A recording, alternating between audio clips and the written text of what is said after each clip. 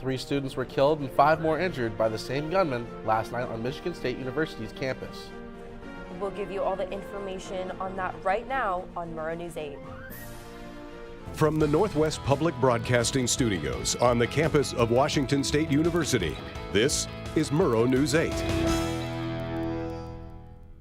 Good afternoon, I'm Alexander Huddleston. And I'm Brinkley Hill. Welcome to Murrow News 8.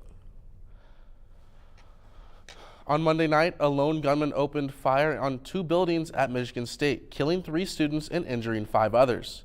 Authorities say he ended the rampage by taking his own life. Students and faculty sheltered in place for hours in dorms and other campus buildings, while hundreds of police officers searched for the gunman. The motive is still unclear, but authorities say the investigation could take weeks. New information has been released that Daniela Mendez, the doctorate student who had a man attempt to force his way into her apartment, was actually trying to kidnap her. According to the Daily Evergreen, Mendez said that the black sedan parked outside her apartment popped its trunk as she walked by, and shortly after, the man tried to force his way into her apartment. The man has still not been found. Dozens of industrial groups and chambers of commerce sent a letter to Washington State Legislature addressing their concerns of heightened crime rates. Legislature is currently considering a bill that would boost drug possession up to a gross misdemeanor. The bill proposed would provide some leverage to get people into and through drug treatment. It also would keep drug possession from being decriminalized again. U.S. Highway 95 opened back up on Saturday, 2 mornings after the propane truck overturned and exploded. The department would like to thank everybody for their patience during the emergency response and wish travelers a safe drive. House Bill 1002 is a potential bill that could be selected by the Rules Committee to move to the House for a full vote. The bill would have more serious penalties adding to hazing incidents. This would include hazing becoming a harassment crime, which can enforce things like no contact orders. It also adds the possibility of national organizations to hold those individual members accountable for their actions. Top lobbyist at WSU is leaving for Microsoft. Colleen Kerr has been with the school for 13 years, leading WSU's external affair and government relations. Her role reports directly to President Schultz and works in close collaboration with the chancellors at the other campuses. In the meanwhile, her position will be replaced by current Director of State Relations, Chris Mullick. Some people have been busy. Schedules, well, for those who need an extra day or to pick up or drop off packages, UPS is offering a new location in Pullman. We are sending it to our Murrow News reporter, Damian Alvarado, with more. Thank you, Alex. I'm currently standing outside the UPS shipping facility, which has now added a UPS access point in their front office.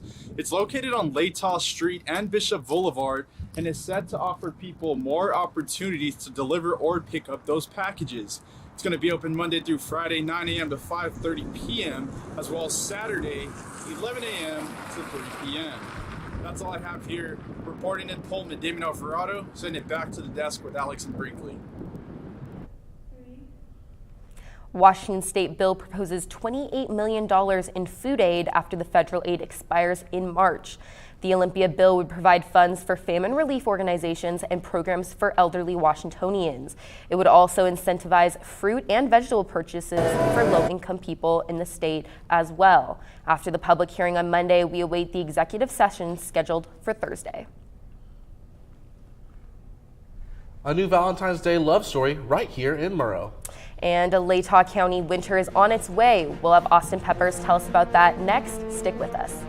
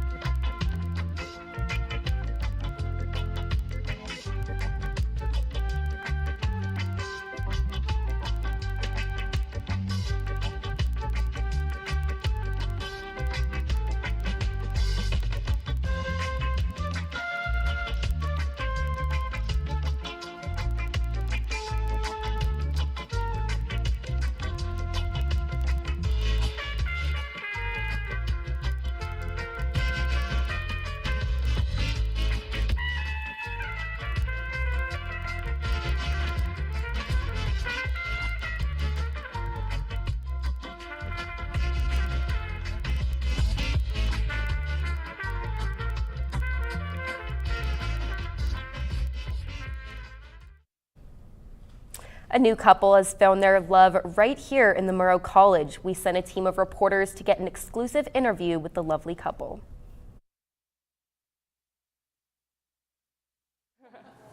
Okay, then. Hi, I'm Tracy Billig. I'm an assistant professor of communication in the Murrow College of Communication. And I'm Tracy Simmons. I'm a scholarly assistant professor in the journalism department. Tracy and I met in March 2021. I was reading her bio. She was a little Zoom square in her faculty meetings and tried to find excuses to hang out. You know, hey, you want to go for a hike? And want to go for a bike ride? Have dinner and all these different things. And I mean, I think it's great. We're in different departments, so we have a little bit of separation. but within Murrow, everyone's been super supportive. We got engaged January 30th, and everyone's just been really, really accepting and excited for us. Valentine's Day is an opportunity to celebrate relationships, but it's also a reminder that they aren't all perfect. If you are a WSU student, Cougar Health Services has resources for relationships and dating violence. Cougar Health values the well-being of all Cougs and is available for you or your partner to talk about what a healthy relationship looks like. Longtime Pullman resident and World War II veteran turned 100 years old last Sunday. Richard Fry traveled the world as a journalist after World War II. He ended up in Pullman working as the editor for the university's alumni magazine, as well as WSU's sports information director from 1957 till 1970. Well, love's not the only thing in the air this week. The National Weather Service has issued a winter weather advisory for the higher elevations of Latah County. This advisory runs until 7 p.m. tonight. The forecast calls for up to 8 inches of snow and wind gusts up to 40 miles per hour. Not sounding too good out there, Austin. Can we expect any good news weather-wise? Unfortunately, Alex, for today, no. We did see some snow on the ground today, a 20% chance if you want to be specific with it. Chance of snow with partly cloudy skies, and the skies right now are about the same color as my suit that I'm wearing. So not a good day today. Winds were 9 miles an hour to the west, but it does improve as we get into tomorrow, as we start to see some sunny skies, and the high jumps up to 40 with a low of 25, sunny skies, and a clear night. So the weather does improve as we go on later the week, and I will get onto that more later. Let's now transition into the state map. And as far as the eastern side of the state goes, not the warmest, not the coldest. Over here, Pullman, as mentioned, 35, low of 22, snow in the forecast. Spokane is a little better, high of 36 with sunshine in the forecast. And as you move over to the central part of the state, Tri-Cities right here, very warm, high of 51 and a low of 24 with nothing but sunshine. Yakima, cloudy skies, high of 47. And over in the western part of the state, just nothing but sunshine over there, really, as you have a high of 42 and a high of 44 in Olympia. As we now take a look at the 5-day forecast, as mentioned, Pullman with snow in the forecast today, the high of 35. But it does get better as time goes on. You have the high of 40, low of 25 with sunny skies tomorrow. Thursday improves, 44 for the high, low of 27 with the sunshine continuing. The snow does return this weekend, high of 44 both on Friday and Saturday. That's it for weather. Let's send it back to the desk with Alex and Brinkley. Thanks, Austin. Good to know it's still going to be cold. New Mexico State's men's basketball team is under investigation. We'll tell you what happened. And a Pullman High School athlete drops Division I stats next on Murrow News 8.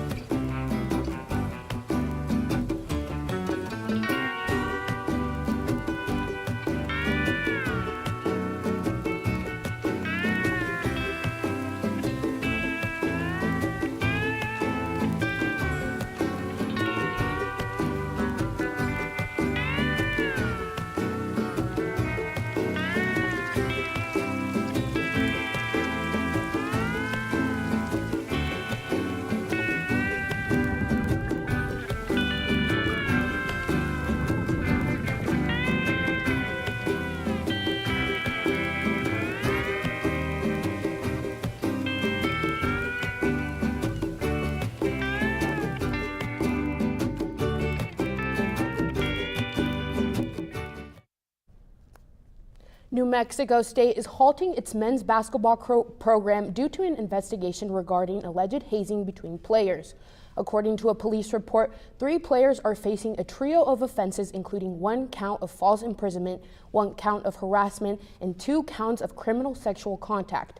The Aggies canceled their game against Cal Baptist on February 11th. Before the cancellation, they had 5 regular season games remaining. The school announced it will be suspending team operations and placing the coaching staff on paid administrative leave until further notice. On Friday, the WSU volleyball team held a banquet to celebrate the season, players, and coaching staff. The celebration highlighted the team making the 7th straight NCAA tournament under head coach Jane Greeny and saying goodbye to graduating outside hitter Laura Jensen, who was an all Pac-12 honorable mention. Coach Greeny thanked all in attendance as well as everyone that worked in front and behind the scenes. This season, Magda Yalasheva was recognized for all records, second most all-time in career blocks, 2022 All-American, and first-team All-Pac-12 conference player.